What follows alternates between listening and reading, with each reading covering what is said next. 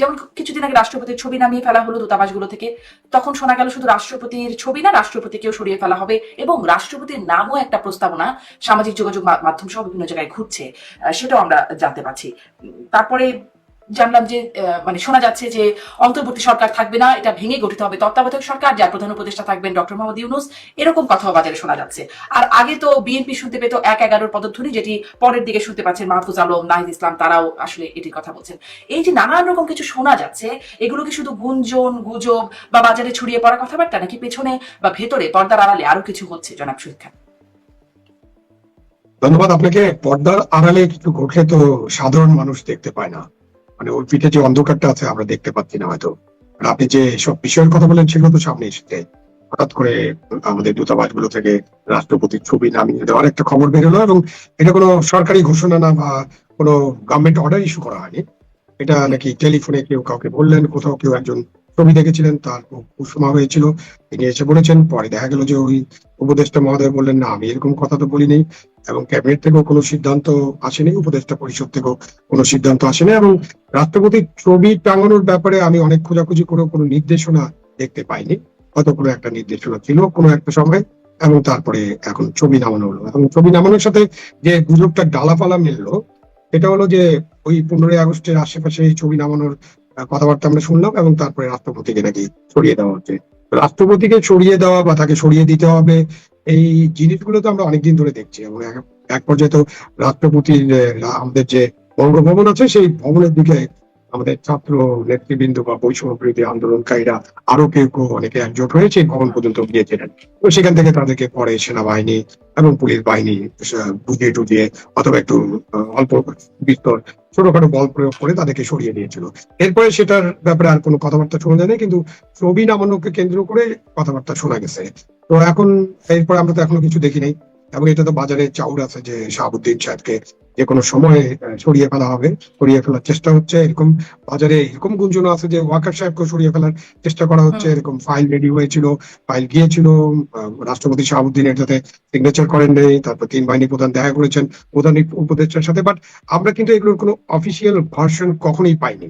এবং কি দেখা করেন, কি আলাপ করেন, এসব তো আর অনেক কিছুই তো আলাপটা মানে নিজেদের মধ্যে, এবং অনেক আলাপই হয়তো জনগণ জানে না, জনগণকে জানানো হয় না, এবং জানানোর কোনো সংস্কৃতি আমরা গড়ে তুলিনি। পৃথিবীর দেশে দেশে এরকম সংস্কৃতি আছে, সব আলাপ আলোচনায় জনগণ জানতে পারে এরকম না। খুব একেবারে খুব গণতান্ত্রিক দেশও অনেক আলাপ আলোচনা, যারা নিজেদের মধ্যে যেসব আলোচনা হয়, সিকিউরিটি ইস্যুস থাকে, অনেক সেন্সিটিভ পলিটিক্যাল ইস্যুস থাকে, জিও পলিটিক্যাল ইস্যুস থাকে, সেগুলো নিজেদের মধ্যে থাকে। আমেরিকা একটা ভালো জিনিস আছে যে 20 বছর 30 বছর পরে তারা এগুলো আবার মুক্ত করে দেন, তখন তো মানে নেক্সট জেনারেশন এসব খবর টবর জানতে পারে। ১-১১ পদধ্বনি শুনেছেন, আগে বিএনপি শুনতো কিনা জানি না, বাট এটা তো একবারে আমাদের প্রায় বলতেন না ১-১১ বিরাজনীতিকরণ, এই বিষয়গুলো বলতেন। বিরাজনীতিকরণ, এটা তো আছে। বাংলাদেশে ১-১১ হয়েছিল, বিরাজনীতিকরণের চেষ্টা হয়েছিল, এবং বিরাজনীতিকরণের চেষ্টা আছে, ওটা কোনো গুঞ্জনের মধ্যে আমি ফেলি না। বাংলাদেশে একটা বিরাজনীতিকরণ চেষ্টা, প্রক্রিয়া বা একটা ডিজাইন, মেডিকুলার ডিজাইন বা প্ল্যানিং কিন্তু একটা আছে। যে বিরাজনীতিকরণ মানে রাজনীতিবিদদের উপরে তো আমরা অধিকাংশ মানুষ হয়তো খুশি না, আমাদের অনেক তাদের প্রতি অনেক অভিযোগ আছে, এবং এই অভিযোগের সুযোগেই কেউ কেউ চেষ্টা করেন যে বিরাজনীতিকরণ খুব একটা ভালো প্রক্রিয়া, এবং তারা তো কোনো নির্বাচন ফেস করতে চান না, এবং তারা এখন যেভাবে আছেন বা বিরাজনীতিকরণ হলে যে সুবিধাটা হবে, এই আমাদের এনজিও যারা করেন বা বিশ্ববিদ্যালয়ের শিক্ষক যারা রাজনীতি করেন না, বা আপনাদের মতো যারা বিদেশে থাকেন, সাংবাদিক বা অন্য পেশার মানুষ, তারা এসে তাদের মতো করে দেশ চালানোর চেষ্টা করতে পারবে, এবং এটা খুব ভালো যে আপনাকে কোনো নির্বাচন ফেস করতে হবে না, আপনি দেশের হর্তাকর্তা দ্বন্দ্ব বিধাতা হয়ে যাবেন আর কি। হ্যাঁ, তো এইটা অনেকে চান, এটা আমার লোকও বাংলাদেশে আছে, এটা একটা প্রক্রিয়া, এবং এটাতে কিছু কিছু সমর্থন যে নাই এটা বলা যাবে না। তো আরেকটা জিনিস হলো যে ১-১১ পদধ্বনি বিষয়টা তো আমরা শুনলাম আমাদের একজন উপদেষ্টার কাছ থেকে, সেটা একটা ইম্পর্টেন্ট যে আমাদের একজন উপদেষ্টা, তিনি উপদেষ্টা পরিষদে আছেন, এবং যাকে ডক্টর ইউনূস সাহেব আপনাদের নগরে যে ওই সময় আমেরিকাতে যে পরিচয় করে দিয়েছিলেন যে উনি হচ্ছে মাস্টার মাইন্ড। তো যখন একজন মাস্টার মাইন্ডের কাছ থেকে আমরা এটা শুনি, তখন তো ১-১১ পদধ্বনি নিয়ে একটা চিন্তা ভাবনা জাগে যে আসলে কোনো পদধ্বনি আছে কিনা। তো এইসব এখনো গুঞ্জন আছে, গুজব আছে, কতটা সত্যি এটা আমরা জানি না। কে রাষ্ট্রপতি হতে পারেন সেরকম প্রস্তাবনাও আসছে, তত্ত্বাবধায়ক সরকার প্রধান কে হবেন সেই কথাগুলো আসছে। আমি আসলে এটাই জিজ্ঞাসা করছিলাম যে এই গুঞ্জনগুলোর কোনো বাস্তবতা আছে বলে আপনারা জানতে পারেন কিনা, শুনতে পারেন কিনা কোথাও থেকে? আমি শুনিনি, আমিও ওই যে গুঞ্জনের মধ্যে শুনছি। আমি যেটুকু শুনেছিলাম যে এই যে মাহমুদুর রহমানকে হ্যাঁ রাষ্ট্রপতি বানাবে। হ্যাঁ, মাহমুদুর রহমান অনেক যোগ্য ব্যক্তি, এখন অবহেলিত অবস্থায় আছে। এই অবস্থায় চুপ্পু কেন রাষ্ট্রপতি থাকবে, এই জাতীয় কথাবার্তা শুনছি। মাহমুদুর রহমানকে যারা পীর মানে তারা বিদেশ থেকে খুব আপত্তি করছে। মাহমুদ ভাই কিভাবে পড়ে আছে, মাহমুদ ভাইকে কি দিয়েছে, আমাদেরকে কি দিয়েছে, দেখো এই সরকার কি দিয়েছে, ইউনূস সরকার, আরো কি বিসি বিসি ভাষায় গালাগালি। এগুলো যদি বাংলাদেশে বসে আমরা করতাম, ইউনূস সরকারের লোকেরা তো আমাদের মতো বাড়ি করে থাকতে দিত না। মানে ওনাকে গালাগালি করে যে সমস্ত কথাবার্তা বলতেছিল। তো আমি আমার আমার কাছে মনে হয় এগুলো ওদের স্বপ্নের মধ্যেই দেখে আর কি, ওরা যে অমুকের বাদ দিয়ে তমুকের বানাবে। এখন এটুকু তো চিন্তা করে না যে একজন রাষ্ট্রপতিকে যদি এখন সরাতে হয় আবার একটা গ্যাঞ্জাম লাগবে, এবং ওই রাষ্ট্রপতির অধীনে সবাই যে রাজি হবে ইলেকশন করতে, সবাই যে ওই রাষ্ট্রপতিকে মানে, সেটাও তো হবে না। তো এই রাষ্ট্রপতি সরানোর গুঞ্জন তো পুরো 1 বছর থেকে শুনে আসছি। এবং রাষ্ট্রপতি এইটুকু আরেক কোথায় জানি দেখলাম, রাষ্ট্রপতি বিদেশে চিকিৎসা নিতে যেতে চেয়েছিলেন, সেটাও বললো যে না, চিকিৎসা নিতে যেতে পারবে না এখন, কারণ রাষ্ট্রপতির অবর্তমানে যিনি রাষ্ট্রপতি হন, স্পিকার স্পিকার পদত্যাগ করেছেন এবং ডেপুটি স্পিকার জেলে আছে। তাহলে এখানে একটা শূন্যতা তৈরি হবে, এই শূন্যতা তাহলে কিভাবে পূরণ হবে? এই সমস্ত গল্পবাজি বহুদিন থেকে চলছে। সেনাপ্রধানকেও পরিবর্তনের যে কথাটা বললেন, সেটাও তো সেই শুরু থেকেই আসছে। সেনাপ্রধানকে অকথ্য ভাষায় গালাগালি করে কন্টেন্ট তৈরি করে যারা করছে, আমি তো বহুদিন আগে বলেছিলাম যে এই রাষ্ট্র একজন সেনাপ্রধানকে যেভাবে অপমান করছে, কথা বলছে যে চারিদিক থেকে, সেটা নিয়ে কিন্তু কোনো পদক্ষেপ নেয় নাই। এবং সেনাবাহিনীকে কি নিজেরাই নিতে হবে নি? তাদের বিরুদ্ধে যে সমস্ত কথাবার্তা বলে, এত এত স্পর্ধা নিয়ে যেগুলো আমরা শুনি, যে ঘিলু নাই এদের। আর সেনাপ্রধানকে যে সমস্ত ভাষায় কথা বলছে, এগুলো তো আমি মুখে উচ্চারণ করতে পারবো না। এগুলো গালাগালি করে যেভাবে আহ, বিদেশে বসা পীরেরা করে, এটা তো রাষ্ট্রের কি দরকার ছিল? রাষ্ট্রের দরকার ছিল যে সেনাপ্রধানকে প্রটেক্ট করা, সেনাপ্রধানকে এইভাবে এই যে গালাগালি হচ্ছে সেগুলোর মধ্যে ব্যবস্থা নেওয়া। কিন্তু আমরা দেখলাম যে কোনো ব্যবস্থা নেয় নাই। এবং আরো আশ্চর্য হলাম যে সেনাপ্রধান নিজেই কাল বা পরশু যে সমাবেশ হলো তাদের অফিসারদের মধ্যে পরশু, যে সেখানে যে উনি বললেন যে এরা ছোট, এরা ভুল করতে পারে, পরবর্তীতে উপলব্ধি করে। কিন্তু দেশে বিদেশে বসে রয়েছে যেগুলো তো ছোট না, ওগুলো তো জোনা জোনা লোকজন, এক একজন হুম। চুল পাকা লোকজন। তো তাদের বিরুদ্ধে কেন কোনো কথা বলে না সেনাপ্রধান, আমি জানি না। তাদের বিরুদ্ধে একটা লাইন দেখলাম, যথাসময় ব্যবস্থা নেওয়া হবে। কি ব্যবস্থা নেবেন আমি সেটাও জানি না। কিন্তু এইটুকু আমরা দেখি যে আমাদের কিছু স্বীকৃত প্রতিষ্ঠান, সেনাবাহিনী আমাদের এটা গর্বের জায়গা। সেনাবাহিনীকে নানাভাবে অভিযুক্ত করা যায়। প্রথমত, এদেশের 2জন মুক্তিযুদ্ধের সাথে সংশ্লিষ্ট যে ফিগার, বঙ্গবন্ধু শেখ মুজিবুর রহমান এবং শহীদ প্রেসিডেন্ট জিয়াউর রহমান, এই 2জনকে কিন্তু হত্যা করছে কিন্তু সেনাবাহিনীর লোকেরাই। এবং আমাদের এখানে যত রাজনৈতিক পরিবর্তন হয়েছে, সেই 90 বলেন, 75 বলেন, 81 বলেন, সবগুলো কিন্তু সেনাবাহিনী করেছে। এবং এই যে 2024-এর, এটাও কিন্তু সেনাবাহিনীর অবদান। সেনাবাহিনী এখানে প্রধান ভূমিকা রেখেছে। যতই বলুক যে অগাস্টের আন্দোলন, সেটা আন্দোলন অবশ্যই আছে, কিন্তু চূড়ান্ত ভাবে এই রূপ দিয়েছে সেনাবাহিনী। তো সেনাবাহিনীর বিরুদ্ধে যেমন একটা অভিযোগ আছে, তেমনি জাতির দুর্যোগে সেনাবাহিনী যে এগিয়ে এসে হাল ধরেছে সেটাও আছে। তাদেরকে মাথায় ঘিলু নেই এই সমস্ত কথা বলেও লোকজন আজকাল পাল পেয়ে যাচ্ছে। সেনা সদরের প্রতিটা ইট খুলে নিয়ে আসবে এরকম হুমকি দিয়েও কিন্তু লোকজন বেঁচে যাচ্ছে। ডিজিএফআই কে অস্তিত্ব কেড়ে নেওয়ার জন্য যে সমস্ত কথা বলছে তাতেও বেঁচে আছে। সো গুজব কোনটা আর কোনটা বাস্তব, এটা কিন্তু ডক্টর ইউনূস সরকার পরিষ্কার করছে না। ডক্টর ইউনূস সরকার এমন এক অবস্থানে আছে, কোনো এদিকেও না ওইদিকেও না। ডক্টর ইউনূস সরকারের আমলে শুধু দেখি যে যারা কথা বলে, বিরোধিতা করছে, ভিন্ন মতের মানুষ, তাদেরকে দমন করার জন্য খুব উঠে পড়ে লেগে থাকে, তাদেরকে জেলে দেওয়ার জন্য মানে নানাভাবে তাদেরকে ইনফ্লুয়েন্স করা হয় যে এদেরকে জেলে দেন না কেন। কিন্তু যারা এই সমস্ত কথা বলে, এবং ওনার ওনার ইয়ের মধ্যে থেকেই ওরা আবু আলম ভাই তো এটার উদাহরণই দিলেন, যে ওনার উপদেষ্টা পরিষদে থেকেই বলতেছে 111 এর শব্দ শোনা যায়। তো তার মানে কি বাকিরা কি বলবে? তো আর বাকি যারা যখন গুজব গুঞ্জন বলে, সেই ক্ষেত্রে আর সরকার কি ব্যবস্থা নেবে?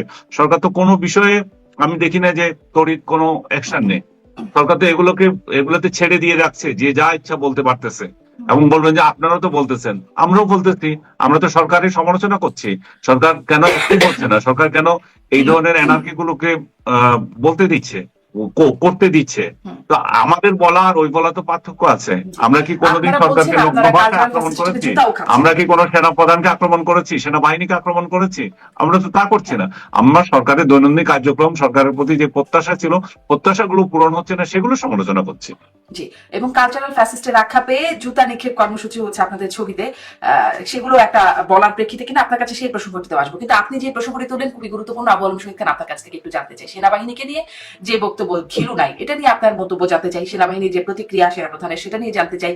এবং সেনাপ্রধান বললেন যে, যেটি জনাব আনিস আলমগীরও বলছিলেন যে তাদের বয়স হয় নাই, তাদের আসলে কি বয়সের সমস্যা, বড় হচ্ছে না, এটা কি তাদের বয়সের সমস্যা বলে আপনি মনে করেন? মানে বড় হয়ে গেলে কি এগুলো ঠিক হয়ে যাবে? তাহলে কবে বড় হবে? অন্যদিকে এই প্রশ্নটা যেমন করতে চাই, অন্যদিকে সেনাবাহিনীর যে প্রতিক্রিয়া, যেটা নিয়ে আনিস আলমগীর বলছে, সেটা নিয়ে আপনার কাছ থেকে একটু জানতে চাই যে সেনাবাহিনীর ভূমিকা কি এরকম যে এক গালে চড় মারলে আর এক গাল পেতে দেবে, মহাত্মা গান্ধীর মতো যে ধৈর্য নিয়ে আছি বা আমি উদার, নাকি আসলে করা হবার মতো মানে কাজ? সেনাবাহিনীর কাজটা আসলে কোনটা? সেনাবাহিনীর ভূমিকা নিয়ে আপনার প্রতিক্রিয়া। প্রথমত সেনাবাহিনীর বিরুদ্ধে যে যে নির্বিচার কথাবার্তা বলা হয়, এই কথাবার্তা অনেক সময় বলা হচ্ছে যে ইট খুলে আনবে, পিডিএফ এর হেডকোয়ার্টার গুলিয়ে দিবে, ইলু নেই, মানে নানান ধরনের কথাবার্তা, এবং কখনো কখনো প্রায় অশ্লীল পর্যায়ে কথাবার্তা বলা হচ্ছে, এবং এগুলো ভিডিও রেকর্ড আছে এবং এটা সামাজিক যোগাযোগ মাধ্যমে প্রচার হয়, প্রকাশিত হয়। এই যে কথাবার্তা বলার পরে এই ব্যবস্থাটা নেওয়ার কথা তো সরকারের। সেনাবাহিনী তো সরকারের একটা প্রতিষ্ঠান এবং আমরা সেনাবাহিনীকে নিয়ে গর্ব করি। সালাম কিন্তু বললেন যে সেনাবাহিনীর কি ভূমিকা, আমাদের মুক্তিযুদ্ধ থেকে শুরু করে জাতির সকল সংকটে সেনাবাহিনীর ভূমিকা আছে। আবার সেনাবাহিনীর সমালোচনা আছে, সমালোচনা নাই এমনটা বলা যাবে না। আপনার সমালোচনা করা আর যে ইট খুলে নিয়ে আসবে, উড়াই দিবে, ঘিলু নাই, আরো নানান কথা যে বলা হচ্ছে, এগুলো তো বলাটা খুবই অন্যায়, এবং এগুলো তো আমলযোগ্য অপরাধের পর্যায়ে পড়ে। এখন আপনি যেটা চাচ্ছেন যে সেনাবাহিনী কি গান্ধীবাদী, যে এক গালে চট দিলে আরেক গালে গিয়ে দিয়ে বলে ভাই আরেকটা চট দিয়ে যাও, দুই গালে সমান চট না দিলে আমাদের তো চটটা হজম হবে না। এইরকমটা ভাবার কোনো কারণ নেই। বাট সেনাবাহিনী তো অ্যাজ সাচ তাদের বিরুদ্ধে যারা কথা বলে তাদের বিরুদ্ধে অ্যাকশনে কিভাবে যাবে, তাদের কাছে তো সেই ক্ষমতা নেই। ক্ষমতা তো হলো সরকারের কাছে। যারা এই ধরনের কথাবার্তা বলবেন, সেটা যদি সাইবার অপরাধ হয় বা রাষ্ট্রবিরোধী অপরাধ হয় বা আমাদের আইনে এটা অবশ্যই অপরাধ, এর ব্যাপারে কোনো সন্দেহ নেই, আমাদের অনেক আইনে এটা অপরাধ।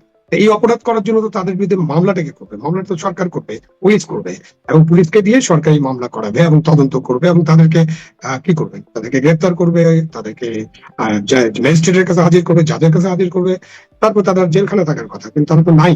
এখন এই সরকার যদি কোনো ব্যবস্থা না নেয়, তার একটা সংগঠনের ব্যাপারে যদি আজে বাজে কথা বলে, এবং সেটার কারণে যদি ওই সংগঠনটা, যে সংগঠনটা আমাদের খুবই গুরুত্বপূর্ণ একটা সংগঠন, বাংলাদেশের সেনাবাহিনী, এবং আমরা তো সেনাবাহিনী বলার আগে অবশ্যই কোট আনকোট বলি যে দেশপ্রেমিক সেনাবাহিনী।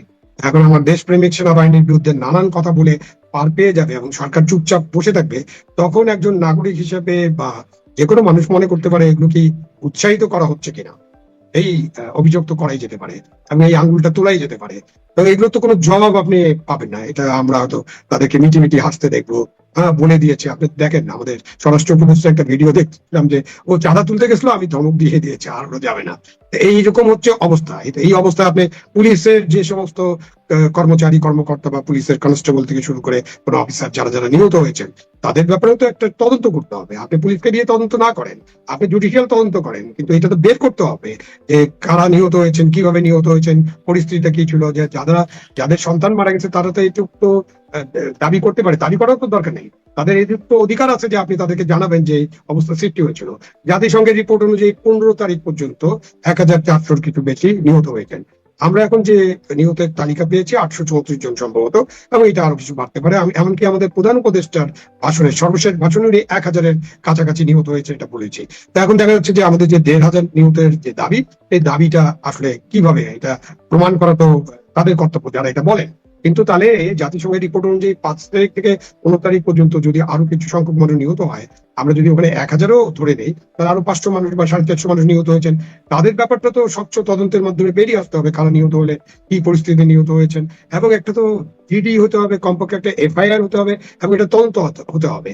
তো সেটা একটা অন্তর্বর্তীকালীন সরকারের প্রধান দায়িত্ব ছিল। সেই দায়িত্ব তারা সেনাবাহিনীর ব্যাপারে যারা কথা বলছেন তাদের ব্যাপারে যেমন করছেন না, পুলিশের ব্যাপারেও তারা করছেন না, এবং অন্যান্য আমি আর আমলাদের কথা বলতে চাই না, মানে যারা সিভিল সার্ভেন্ট, ওদের তো আর কিছু নেই, ওরা ডাল নাই তলোয়ার নেই নিধিরাম সর্দার। এখন যাদের কাছে সমস্ত বল আছে, অস্ত্র আছে, ক্ষমতা আছে, তারাই যদি চুপচাপ থাকেন এবং বলেন যে এরা বড় বলে দুঃখ পাবেন, নো, এটা এটা উনার এই এই কথাটাকে আপনি মহানুভবতা বলতে পারেন, আমি জানি না কিভাবে বলবেন, বাট এটা তো কথা নয়। বাট উনি আর এর বেশি কি বলবেন? উনি একটা দরবারে এই ধরনের কথাবার্তা বলছেন, তাকে হয়তো জিজ্ঞেস করা হয়েছিল, তখন তার রেসপন্সটা এরকম। উনি যখন প্রধান উপদেষ্টার সাথে দেখা করেন বা স্বরাষ্ট্র উপদেষ্টার সাথে কথা বললে, তখন নিশ্চয়ই এইসব বিষয়ে ব্যবস্থা নেওয়ার জন্য অনুরোধ করেছেন বা করবেন, করে থাকেন, এটা আমি ধরে নিতে পারি। বাট আমাদের বর্তমান যে অন্তর্বর্তীকালীন সরকার আছে, তারা কিন্তু কোনো পদক্ষেপ নিচ্ছে না। এই কারণে মনে হতে পারে যে এইসব ব্যাপারে তারা উৎসাহিত করতেন। তো দেশের সেনাবাহিনীকে আপনি এরকম করে লোকজন কথাবার্তা বলবে বলে আপনি সেনাবাহিনীকে দুর্বল করার চেষ্টা করবেন, এটা আমাদের সার্বভৌমত্ব রক্ষার জন্য সেনাবাহিনী তো অবশ্যই একটা বড় রোল আছে। আবার আমরা বলি যে সেনাবাহিনীকে এত শক্তিশালী করতে হবে যাতে আমরা প্রতিবেশী দেশের সাথে চোখে চোখ রেখে কথা বলতে পারি। তো খুবই কন্ট্রাডিক্টরি হয়ে যাচ্ছে না? দেশের পুলিশ বাহিনীকে আপনি 5ই আগস্টের পরে যে হামলা হয়েছে, তাতে একেবারে 450 থানার বেশি হামলা হয়েছে, লুটপাট হয়েছে, অস্ত্র লুট হয়েছে, পুলিশ নিহত হয়েছেন, আগুন দেওয়া হয়েছে, আপনি একটা পুলিশ বাহিনীকে একেবারে সরাসরি পঙ্গু করে ফেলবেন। আপনি সেনাবাহিনীকে দুর্বল করবেন, পুলিশ বাহিনীকে পঙ্গু করবেন, আপনি প্রশাসনকে দুর্বল করে দিবেন, তাহলে দেশটা চলবে কিভাবে? এই কারণে কিন্তু দেশটা ঠিক মতো চলছে না। মানে নির্বাচন, সংলাপ, সংস্কার, বিচার, এগুলো বাইরে তো দেশটা চলতে হবে। একটা অন্তর্বর্তীকালীন সরকারের ওগুলো যেমন কাজ, প্রায়োরিটি কাজ, কেউ হয়তো মনে করেন বিচারটাই প্রায়োরিটি, কেউ হয়তো মনে করেন সংস্কারটাই প্রায়োরিটি, কেউ হয়তো মনে করেন নির্বাচনটা প্রায়োরিটি। আপনি সিরিয়ালে যাই সাধারণ, আপনি দেশের যে আইন শৃঙ্খলা পরিস্থিতি, এটাকে তো আপনার নিয়ন্ত্রণে আনতে হবে, দেশের দ্রব্যমূল্য পরিস্থিতি নিয়ন্ত্রণে আনতে হবে। কালকে আমি ঢাকায় কয়েকটা জায়গায় আমার কাজ ছিল, গিয়েছিলাম। আমি কিন্তু এই মানে এই যে লাইন দেখেছি, মধ্যবিত্ত মানুষের লাইন, যাদের পোশাক আশাক দিয়ে মনে হচ্ছে যে তারা একসময় হয়তো এই লাইনে দাঁড়াতেন না, তারা কিন্তু টিসিবি ট্রাকে খাবারের লাইনে দাঁড়িয়েছেন। এবং দেশের যে খাদ্য মূল্য, এতে আমাদের মানুষরা খুব কষ্ট পাচ্ছে। এবং এটা তো আমাদের স্ট্যাটিস্টিক্স ডিপার্টমেন্ট স্বীকার করেছে যে 30 লক্ষের বেশি মানুষ বেকার হয়ে গেছেন, এবং আরো মানুষ দরিদ্র সীমার নিচে চলে গেছেন, উচ্চ মধ্যবিত্ত নিম্ন মধ্যবিত্ত হয়ে গেছে, নিম্ন মধ্যবিত্ত দরিদ্র হয়ে গেছে। তো চারিদিক দিয়ে যখন আপনি তাকাবেন, তখন কিন্তু গত 1 বছরে এই যে আমাদের যে সরকার, নোবেল লরেটের নেতৃত্বে যে সরকার, এই সরকারের যে গুঞ্জন গুজব, এগুলো তো আছে। পাশাপাশি দেশ পরিচালনার ব্যাপারে তাদের একেবারে সীমাবদ্ধতা, যদি ব্যর্থতা নাও বলি, মানে আমি যদি একটা নন পার্লামেন্টারিয়ান শব্দ ব্যবহার নাও করি, তাহলে বলতে হবে যে তাদের সীমাবদ্ধতা দিন দিন প্রকট হচ্ছে।